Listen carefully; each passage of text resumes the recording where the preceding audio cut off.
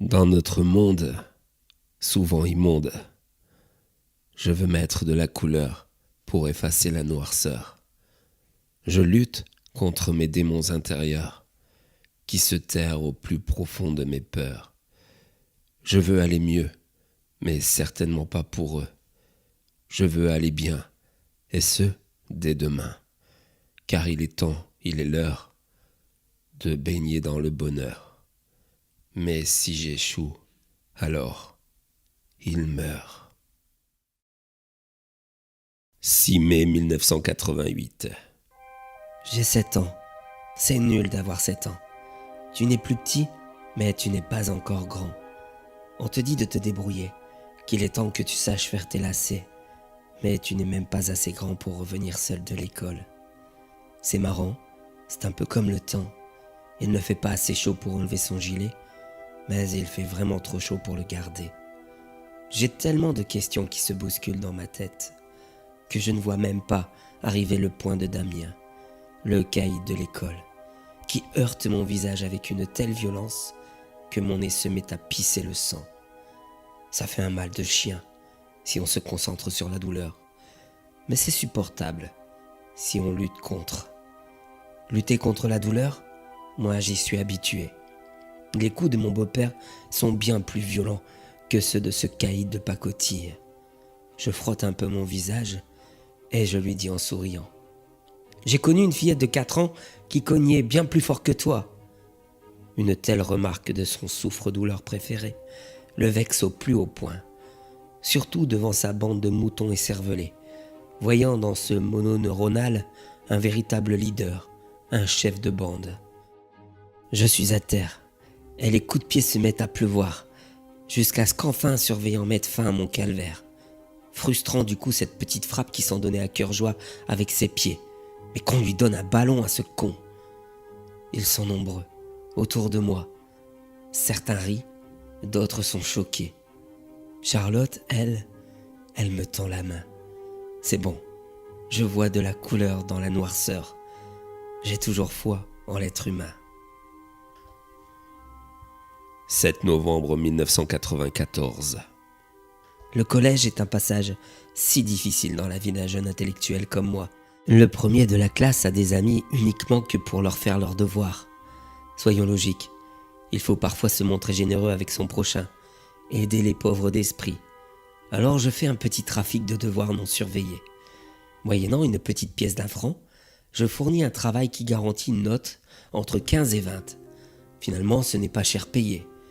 Chacun son trafic dans la cour de récréation. Moi, c'est les bonnes notes. Greg, lui, c'est les photos porno arrachées des magazines mal cachés de ses parents. C'est dingue ça, il fait 5 fois plus de recettes que moi. Je comprends à 13 ans que le cul vend plus que l'intellect. Il me montre une de ses photos et qu'il est triste de voir que pour de l'argent, des femmes sont amenées à faire ce genre d'actes.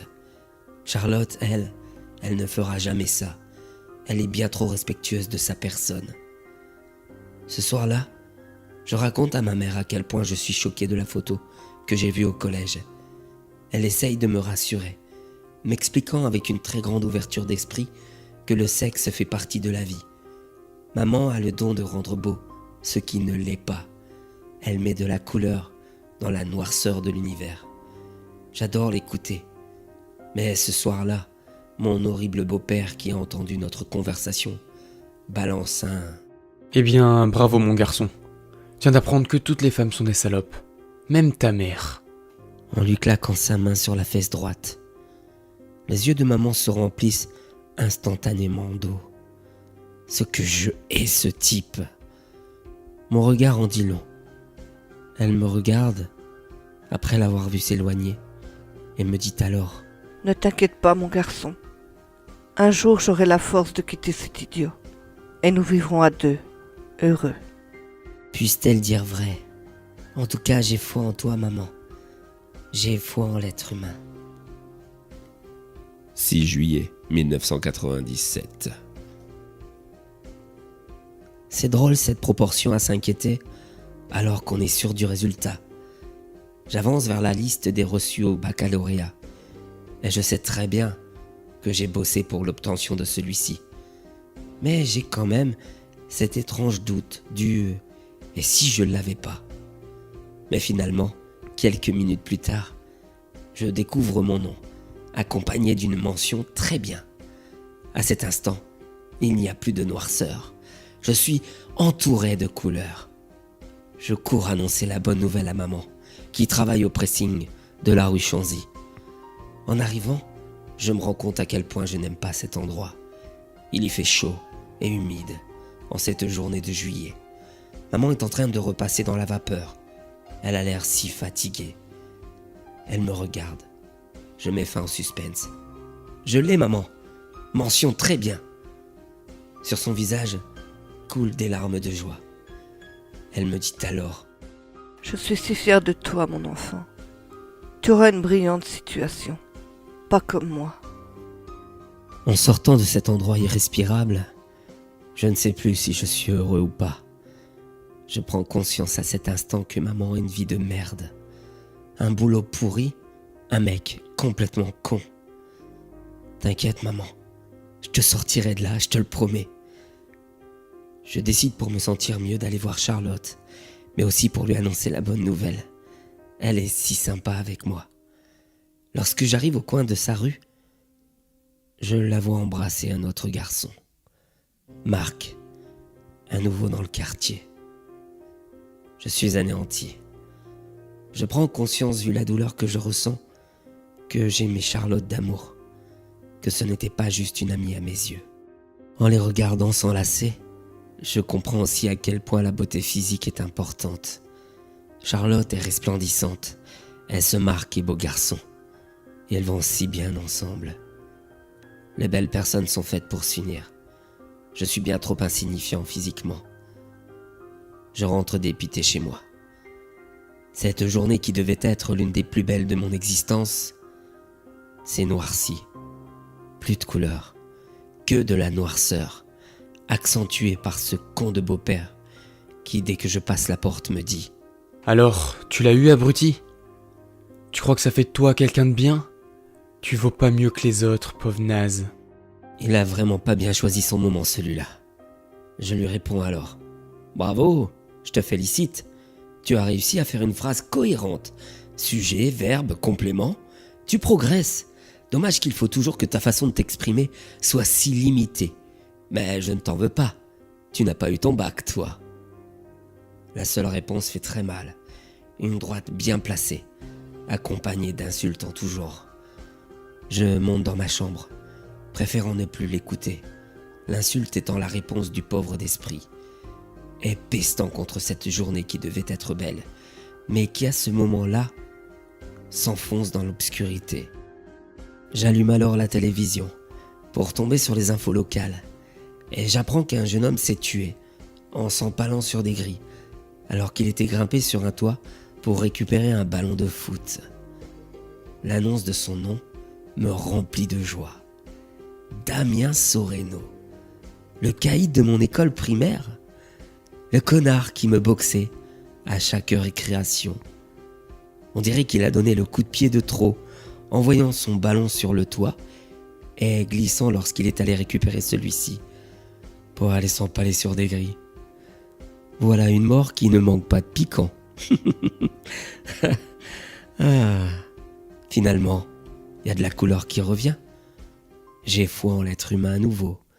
Merci Damien. 13 octobre 2004. Ils m'ont promis un avenir radieux au sein de leur établissement, que je serais certainement un grand de la finance. Attention messieurs, je n'aime pas les promesses non tenues.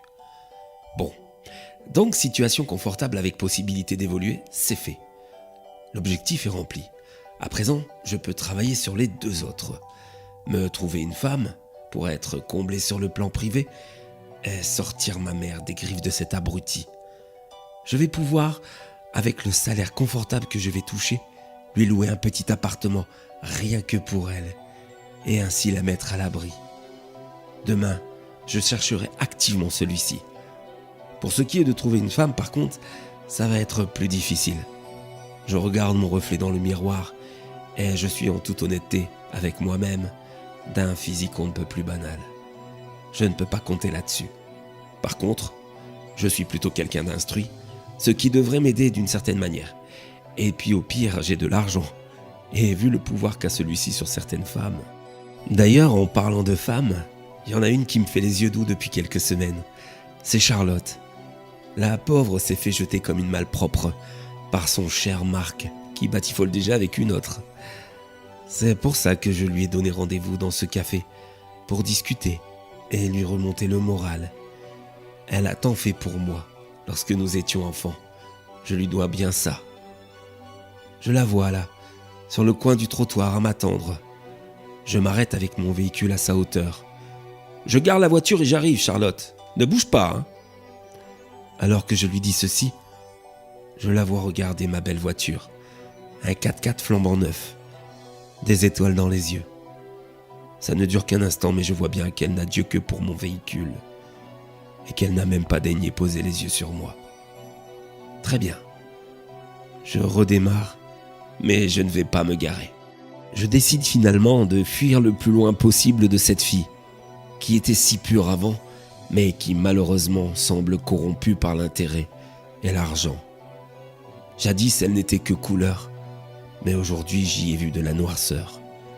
Désolé Charlotte, mais je fuis toute forme de noirceur. Je la raye de mes amis. Je préfère finalement aller chercher ma maman à son travail. Elle ne me déçoit jamais. Je vois son sourire d'ange lorsqu'elle monte dans ma voiture. Je t'emmène faire du shopping, maman, et nous irons déjeuner ensemble. Je passe une après-midi incroyable avec maman. Je la vois essayer des vêtements, rire aux éclats. Je lui paye une robe qu'elle n'aurait jamais pu s'offrir. Elle refuse, mais voyant mon insistance, finit par accepter. Puis nous allons déjeuner, dans un de ces restaurants chics, un de ces endroits pleins de couleurs, sur les murs, dans les assiettes. Mais de la noirceur subsiste dans ce serveur, qui regarde avec un air de dégoût ma maman, qui n'a pas vraiment le style de femme, qui viennent dans ce genre d'établissement, pour déjeuner. Je repère son petit jeu. Alors je lui demande de s'approcher, et je lui dis « Combien vous touchez par mois pour faire ce petit boulot ?» Pardon, monsieur ? J'ai dû mal comprendre. Non, vous avez très bien compris. Vous touchez combien pour ce travail ? Je n'ai pas le droit de vous le dire. Voyons, c'est combien à peu près ? 1500 € par mois ? Quelque chose comme ça ? Eh bien écoutez-moi bien. Regardez, je vous prépare un chèque de 2000 € que je signerai et que vous empocherez en pourboire si vous vous montrez au petit soin avec ma mère. Vous comprenez ce que je vous dis ? Vous allez la chouchouter, la traiter comme une reine. Vous avez compris ? Très bien. Alors en piste et ne me décevez pas. Lapin Dugain a transformé cet abruti hautain en un larbin au service de ma mère, gêné par tant d'attention. Mais c'était si drôle à voir. À la fin du repas, je lui ai dit que c'était pas mal, mais qu'il était dommage qu'il n'avait pas réussi à retirer son expression de dégoût de son visage, à moins que ce ne soit son air naturel. Bon prince, malgré tout, je lui laisse une pièce de 2 € en pourboire. Je ramène maman chez elle. Ce fut une après-midi splendide. Avant qu'elle ne sorte de la voiture, elle se tourne vers moi, me sourit et me dit « Ton père aurait été si fier de toi. C'était un homme bon, avec un grand cœur. » Je sais, maman. Un homme au grand cœur, mais trop fragile. Cet infarctus nous l'a enlevé bien trop tôt. Maman, je vais te sortir de là, je te le promets. Elle me sourit, les larmes aux yeux en s'éloignant, pour regagner sa misérable existence. Mais, à cet instant précis, j'ai foi en ce que je vais faire pour elle. J'ai foi en l'être humain que je suis. 22 décembre 2004. Il neige dehors, recouvrant les ruelles de son beau manteau blanc, éclaircissant la noirceur de ce jour. Je pleure, sans cesse, depuis presque 2 mois. Depuis cette journée du 13 octobre, où j'ai déposé ma maman chez elle, au soir, après avoir passé avec elle une journée magnifique. Depuis, ma vie n'est que noirceur, avec un tout petit peu de couleur, qui provient de ma réussite professionnelle. Je suis devenu en quelques mois le meilleur trader de la banque, et j'ai toute l'estime de mes collègues. Mais je n'en ai que faire. Cette tristesse est bien plus forte. Cette tristesse et cette haine aussi. C'est le dernier jour du procès. Mon beau-père, Guy Varèse, comparaît pour le meurtre de ma mère. Il plaide non coupable. Pour lui, il l'a juste poussé lors d'une énième dispute conjugale. Mais moi, je sais très bien qu'il en est autrement. Il l'a frappé comme à son habitude. Le plus horrible étant que je suis responsable de cette dispute qui a éclaté à cause de la jolie robe que je lui avais achetée. Je pleure la mort de la seule femme que j'ai aimée. Je pleure de l'avoir laissée rentrer chez elle ce jour-là. Je me souviens de son regard, comme si elle pressentait que c'était la dernière fois que nous nous voyions. J'attends sagement le verdict. Foutez-moi la peine maximale à ce porc, qu'il croupisse en prison. Mais là autour de moi, tant de noirceur, que j'en distingue difficilement où je me trouve. Ma foi en l'être humain vient d'en prendre un sacré coup. L'accusé est coupable de mauvais traitements, de coups et blessures. Mais la mort est considérée comme accidentelle. Il ne prend que 8 ans de prison ferme. Ce type a pourri l'existence de ma mère, la mienne. Il nous a maltraités. Il a même fini par tuer celle que j'aimais le plus au monde. Et c'est ainsi qu'il est puni. N'y a-t-il donc pas de justice dans ce pays? Tout est flou autour de moi. J'ai l'impression d'être perdu. Depuis l'annonce de ce maudit verdict, je broie du noir. Un noir très profond. Mon esprit semble aspiré par celui-ci. Ah oui. Excusez-moi, monsieur. Je peux vous emprunter le sel, s'il vous plaît? Je la vois. Là, tel un miracle. Moi qui n'étais plus que dans un brouillard sombre, je vois cette jolie jeune femme qui vient de me demander le sel, alors que je me trouve dans une brasserie à côté de mon bureau où je viens manger le midi. Oui, bien sûr, mais à une condition, c'est que vous me le rendez. Elle me sourit. Elle est belle. C'est un tsunami de couleurs que je reçois. Oh mon Dieu, j'ai de nouveau foi. J'ai de nouveau foi en l'être humain. 14 juillet 2007. En ce soir de feu d'artifice, ma vie n'a jamais été aussi colorée. J'en ai vu des bleus, des rouges, des vertes. C'était sublime dans le ciel, sublime dans le reflet de tes yeux. Depuis que tu m'as emprunté le sel, ma vie ne manque pas de sel. Je le conçois, c'est un humour nul. Mais ça reflète bien la vérité. Toi, petit bout de femme qui a bousculé mon existence, telle une tornade, que dis-je, un tsunami de couleurs. Il reste et subsiste au fond de moi un peu de la noirceur des drames que j'ai vécus. Mais telle la douleur, la noirceur n'existe presque plus si vous vous concentrez sur la couleur. Une couleur omniprésente, avec Patricia, celle que j'aime depuis plus de 2 ans, celle qui m'a redonné foi en l'être humain. Il est à présent minuit, et avant de rentrer dans notre jolie maison bourgeoise, achetée grâce à mes heures de dur labeur, nous passons par le petit parc, si joliment fleuri en cette douce nuit d'été. Bonsoir, messieurs, dames. C'est pas très prudent de se promener seul à cette heure-ci. Ils sont 4. Elles en veulent au sac à main de Patricia. Je m'interpose, leur montrant qu'il est hors de question qu'ils lui prennent. Les coups pleuvent, de toutes parts. Patricia essaie de me protéger et prend des coups. Elle tombe à terre devant moi, pendant que j'essaye de me relever. L'un d'eux la frappe à coups de pied violents dans son ventre. Elle gémit. Je suis en rage.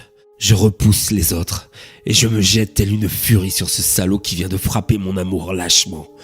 Ma colère est telle que les autres reculent et me regardent massacrer leurs collègues. Mes poings s'abattent violemment sur son visage. 1, 2, 3, 4, 10, peut-être 20. Il ne bouge plus. Les autres ont fui. Je me traîne alors jusque Patricia. Elle crache du sang. En pleurs, elle me dit alors: Le bébé, aide-moi s'il te plaît. Mon Dieu, elle était enceinte. Et elle comptait me le dire ce soir à la maison. Ambulance, police, infirmière qui me nettoie le visage. Un médecin s'approche de moi. Tout va très vite. Monsieur Durier, je suis désolé. J'ai fait tout ce qui était en mon pouvoir, mais elle a perdu le bébé. Par contre, votre compagne va bien. Elle vous attend. Cette phrase, si sombre, si noire. Je pleure, mais un policier vient m'interrompre. Il interrompt mon court deuil du petit être que je ne verrai jamais naître. Qu'est-ce qu'il veut me dire? Monsieur Durier, il faut qu'on parle. Je sais que vous avez agi en légitime défense, mais les blessures de votre agresseur sont si fortes qu'il est en droit de porter plainte contre vous. Il a perdu l'usage de son œil droit. Il a la mâchoire et le nez fracturés. Et il risque même une paralysie faciale. Que voulez-vous que ça me fasse? Il peut crever. J'apprends qu'il peut déposer plainte contre moi. Et que, vu la gravité, je suis condamnable. La noirceur, ça recommence de plus en plus. Putain, mais c'est le monde à l'envers. Il faut que j'aille voir Patricia, que j'oublie le noir qui m'entoure, que je revoie un peu de couleur, que je reprenne foi en l'être humain. 21 juin 2008. Quelle belle journée. Patricia et moi, nous avons pique-niqué dans un parc non loin de la maison. À son air mutin, j'ai le sentiment qu'elle veut me dire quelque chose d'important. Allez, s'il te plaît, chérie. Je vois que tu me caches quelque chose. Balance. Comme réponse, elle me tend un test de grossesse positif. C'est ça. Ça y est. Je vais être papa. On va être parents. Oh mon Dieu. Plus de noirceur. Que de la couleur. Un déferlement de couleurs. Tel un arc-en-ciel. Oh putain, c'est juste génial. Je suis si heureux. Oh mon Dieu. On rentre alors à la maison, main dans la main, plus amoureux que jamais. C'est un moment si intense. Cette douce soirée est si formidable. Je regarde par la fenêtre et profite du jour le plus long. Il est 22h15 et la nuit n'est toujours pas tombée. Je me détends en prenant un bon verre de whisky. La télé reparle de cette affaire de jeune adolescente violée et poignardée. Ça fait vraiment froid dans le dos. C'est la 3e en 6 mois. L'homme qui commet ces horreurs est un monstre. Je ne peux m'empêcher d'imaginer que si c'est une fille que j'ai, je la protégerai de tout ça. Et que s'il arrivait malheur à celle-ci, je serais capable de tuer si on faisait subir ça à ma progéniture. Oh, trop de noirceur dans mon esprit d'un coup. Allez, je me resserre un whisky, profitant que Patricia dort. Je sais, ma chérie, je bois parfois trop, mais l'alcool m'aide parfois à avoir foi en l'être humain. 18 janvier 2009. Elisa. Elle s'appelle Elisa. 3,6 kg, 49 cm. Et c'est un ange. Tout s'est bien passé. Patricia a accouché dans une pièce remplie de couleurs. Les sages-femmes étaient adorables. Et là, je change pour la première fois ce petit être. C'est incroyable. Rien ne peut décrire ce sentiment. Aucun mot n'est assez fort. Je peux juste répéter inlassablement mon bonheur. Je suis père, je suis père, je suis père. Patricia a besoin de change, étant partie à la hâte avec la rupture de la poche des os. Je rentre donc à la maison, lui chercher tout ce qu'il lui faut. Quand soudain derrière moi, j'entends: Ah, c'est bien toi. Comment tu vas? Dis, t'aurais pas une pièce ou deux? J'ai pas mangé depuis un moment. Cette voix, c'est celle de Charlotte. Alors la rumeur disait vrai, quand elle disait qu'elle était SDF. Mais comment a-t-elle pu tomber aussi bas? Il est vrai qu'elle avait grandi dans un climat social difficile, mais tout comme moi. Et pourtant, je suis à l'opposé d'elle. J'ai eu la volonté de réussir, moi. Elle a celle de se détruire. Il n'en reste plus rien. Elle est si maigre. On pourrait décoller le papier peint avec. Sûrement les ravages de la drogue. Elle me regarde, gênée, prête à se cacher derrière une de ses seringues qui jonchent sur le sol. Charlotte a touché le fond, mais elle semble creuser encore. J'aurais pu lui donner une pièce, ou plus simplement lui tendre la main, comme elle l'avait fait pour moi lorsque j'avais 7 ans. Mais je suis désolé. Je fuis la noirceur. Elle n'a plus de couleur. Désolé. En continuant ma route, je m'interroge. Quelle aurait été sa vie si elle était montée dans ma voiture, il y a quelques années de cela? À vrai dire, ça m'est égal. Patricia lui est en tout point supérieure.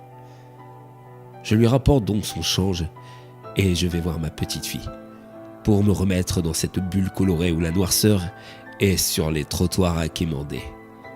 Et je me mets là où j'ai foi en l'être humain. 20 septembre 2010. Elisa n'est déjà plus un bébé. C'est une petite puce qui trotte déjà sur ses 2 jambes. Je m'émerveille de ses progrès, chaque jour. Ma vie n'est plus que couleur. Une femme adorable, une petite fille qui me comble et un job qui m'offre un train de vie plus que confortable. Bref, je suis heureux. Plus de noirceur, que de la couleur. Je regarde la télévision et je vois qu'il parle du tueur et violeur de jeunes filles. Il a été enfin arrêté. Tant mieux. À présent, tuez-le. Mais c'est pas vrai. Il s'appelle Greg Timonier. Oh mon Dieu. Mon ami de primaire qui vendait des photos porno. À bien y réfléchir, il n'a jamais été très net. Mais de là à être ce monstre pervers. L'idée qu'un jour j'ai pu fréquenter pareil individu me dégoûte au plus haut point. J'en ai fréquenté des drôles de personnes quand j'étais gosse, moi. Une future junkies, un futur violeur et tueur d'adolescentes. Mon enfance est loin d'être l'île aux enfants. Sans compter ce con de beau-père, qui d'ailleurs ne va plus tarder à sortir de prison. Mais bon, il me tarde que Patricia rentre des courses. Pour une fois que je rentre plus tôt, mes princesses ne sont même pas là pour m'accueillir. Tiens, un numéro inconnu. Tout s'assombrit. Un pressentiment. Bonsoir, monsieur Durier. Je vous appelle au sujet de votre femme et de votre petite fille. Elles ont eu un accident. Un véhicule les a percutées. Je suis désolé. Elles sont mortes. Non. Non, c'est pas possible. Non. Non, non. Pas ça, pas ça. Gardez foi en l'être humain. Non, non, non. 15 février 2011. Alvarez Joseph. Le frère du gars que j'avais défiguré dans le square. Pour venger celui-ci, il a percuté Patricia volontairement, espérant ainsi la défigurer. Mais il l'a tuée, ainsi que ma fille. Je survis depuis, m'accrochant au peu de couleurs que je peux percevoir uniquement dans mon boulot. Enfin, j'essaye de m'en persuader. Mais je ne suis pas dupe. La couleur n'est presque plus. Depuis ces quelques mois, je ne suis plus que l'ombre de moi-même. Et dans une ombre, il n'y a plus de couleur. Ce matin même, j'ai été convoqué dans le bureau de mon chef. Je suis viré. Je ne suis selon lui plus apte à faire ce métier. J'ai eu beau lui dire que c'était une mauvaise passe, qu'il aurait pu essayer de comprendre. Il n'a rien voulu savoir. Le plus incroyable est qu'il n'avait pas une once de compassion dans son regard. Rien. Après autant d'années de bons et loyaux services, à se servir de moi pour s'enrichir. Putain, ça ne se passera pas comme ça. Ils vont payer. Je me trouve devant la porte de prison, à guetter dans mon 4x4 la sortie de mon beau-père. Il a été libéré un peu plus tôt que prévu pour soi-disant bonne conduite. Ah, le voici. Regardez-le, ce porc. Il a bien grossi apparemment. On bouffe bien en prison. Il est dehors, alors que maman n'est plus là. Elle est enfermée dans une boîte. Voilà ce que je craignais. Le résultat inéluctable de ces 10 terribles jours qui m'ont métamorphosé. Il n'y a plus de couleur, que de la noirceur des ténèbres qui envahit mon esprit. Le basculement vers ce nouveau moi, celui qui va bannir toute forme de gentillesse et bienveillance et de compassion pour laisser place à la haine, la colère, trop longtemps enfouie, frustrée en moi. Il est temps de passer à l'action. Je suis à l'aube du 11e jour et je peux vous l'assurer, je n'ai plus du tout foi en l'être humain.